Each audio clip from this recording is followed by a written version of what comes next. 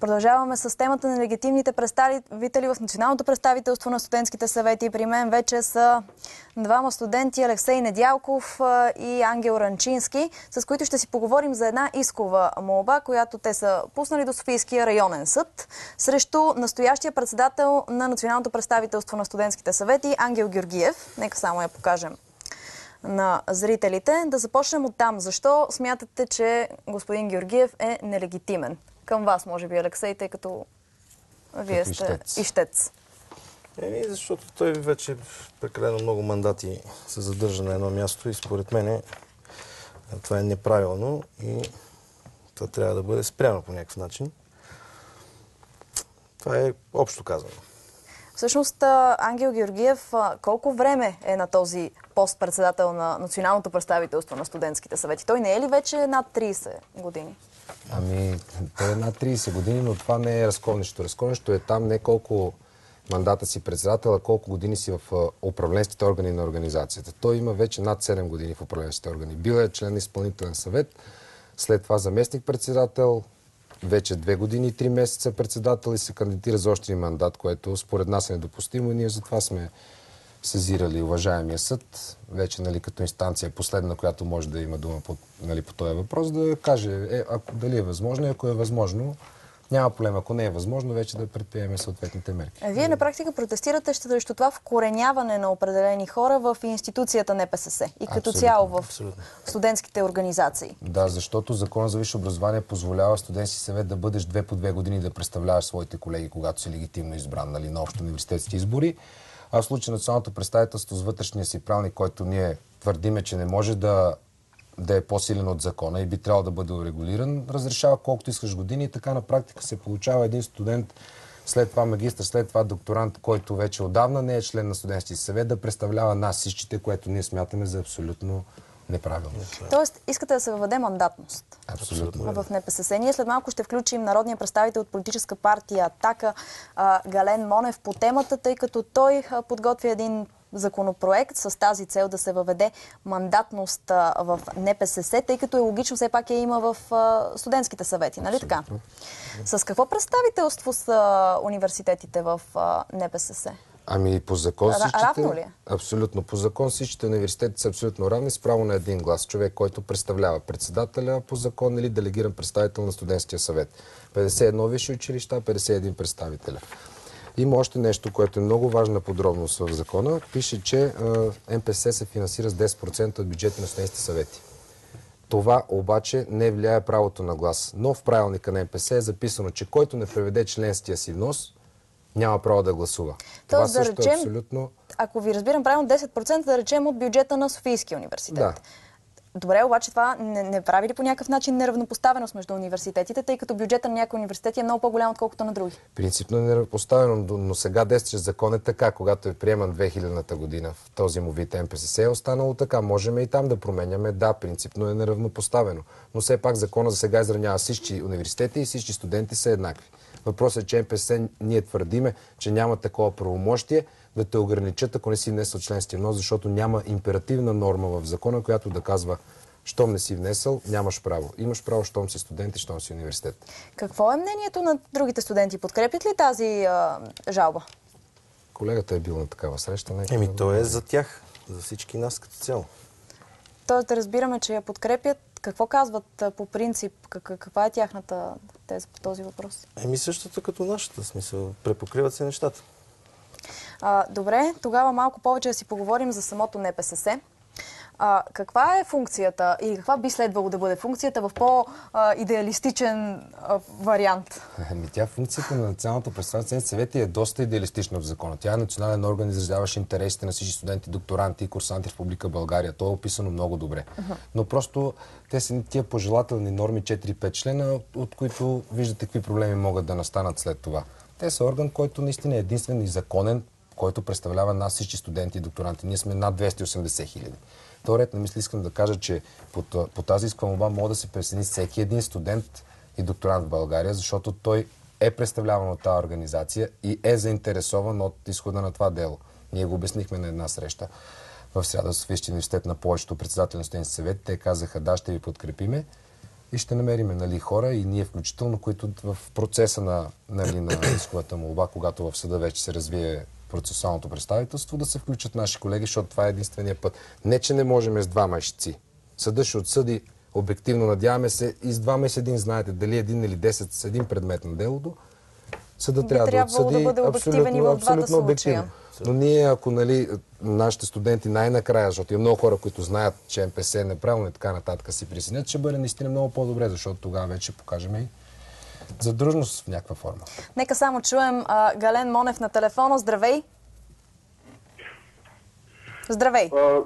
Здравей, чуваме ли се? Чуваме се, да. Добър. Да те попитам какви промени се подготвят в Националното представителство на студентските съвети. Знаем, че ти подготвяш законопроект по тази тема. При мен са тук хората, с които си се срещал, и Ангел Ранчински, и Алексей Недялков. Те, знаеш, са пуснали жалба срещу Ангел Георгиев за нелегитимността му като представител на НПСС, председател на НПСС. Именно преди няколко месеца бях задал парламентарен въпрос и господата се свързаха с мен във връзка с това, че те са пуснали жалба срещу Ангел Георгиев. И в момента подготвям и днес ще вкарам в деловодството на Народното събрание законопроект за промяна на закон за висшето образование, именно в чреда, касаещ националното представителство на студентските съвети. Промените, които се предвиждат, е на първо време въвеждане на мандатност, защото, както знаем, това в момента го няма и това може би е една от най-важните. И другото е малко повече прозрачност и отчетност във връзка с бюджета на НПСС, защото в момента бюджета на НПСС е нещо супер тайно и скрито, въпреки че подлежи на одит от Сметната палата. Дали ще получи законопроектът подкрепа от останалите парламентарно представени групи и как протекоха срещите с представителите на студентските съвети? От страна на представителите на студентските съвети, от голяма част, най-вече от най-големите университети, има пълна подкрепа в тази му част.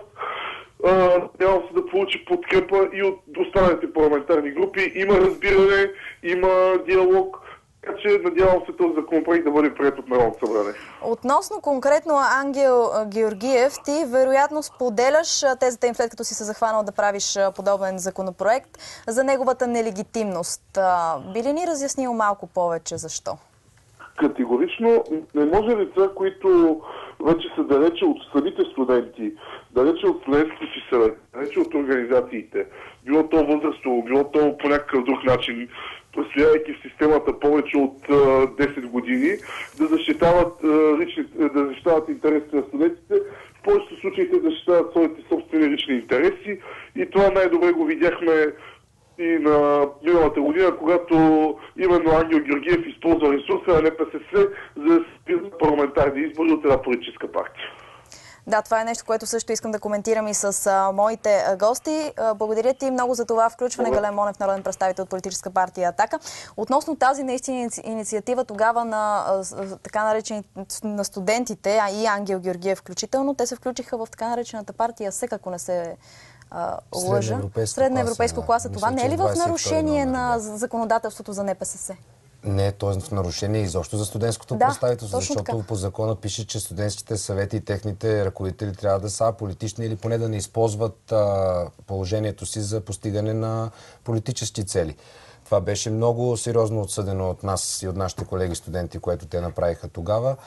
И може би така случиха нещата, че наистина едно след друго, дойде до момента, до който наистина в България да има един студент, в случая два са на листите по исковата молба, които да, един вид да го кажем, да има тая смелост да направят тая крачка, защото знаете, че съдът е институция, която като отсъди и има влязло в сила решение, се съобразяват абсолютно всички в страната и няма как, няма вече мърдане.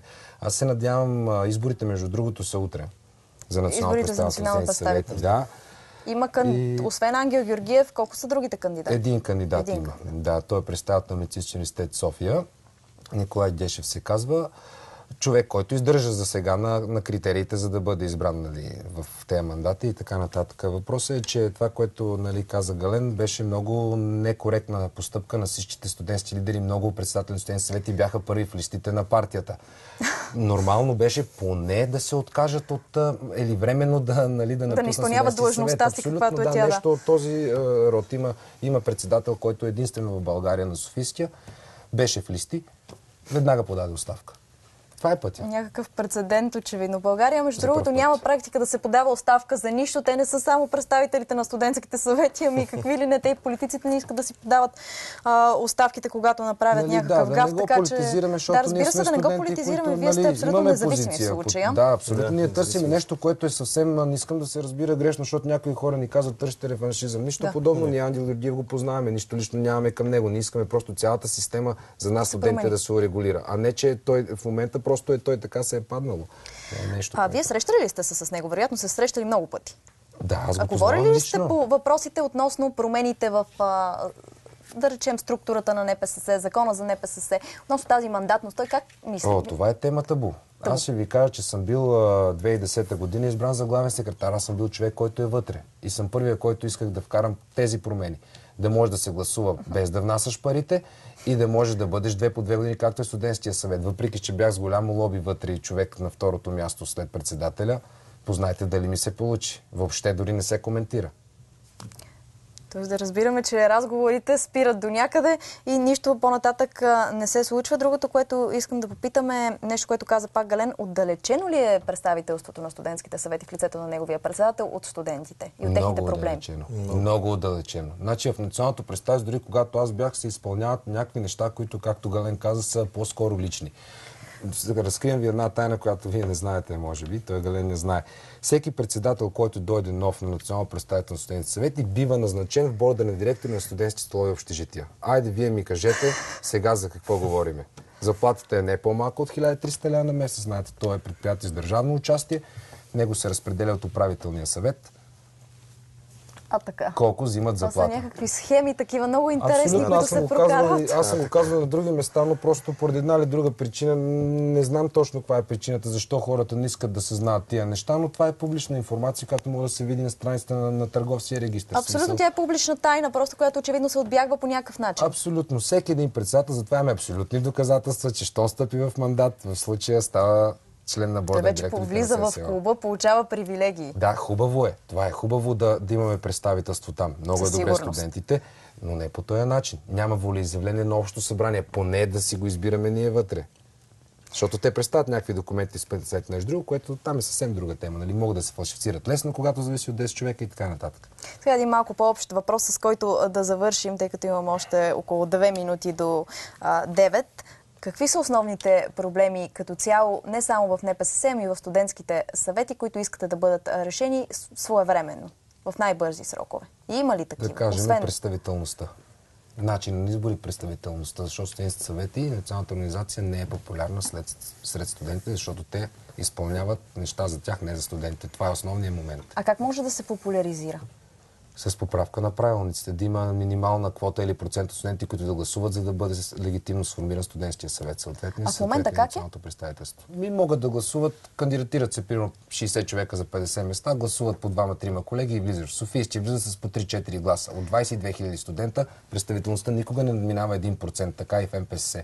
Дори процент от тия 280 000 студенти докторанти не знаят, че има такава организация, която ги представлява.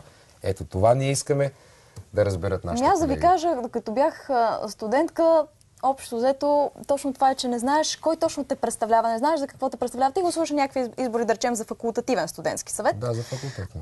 Факултетен, извинявайте, студентски съвет.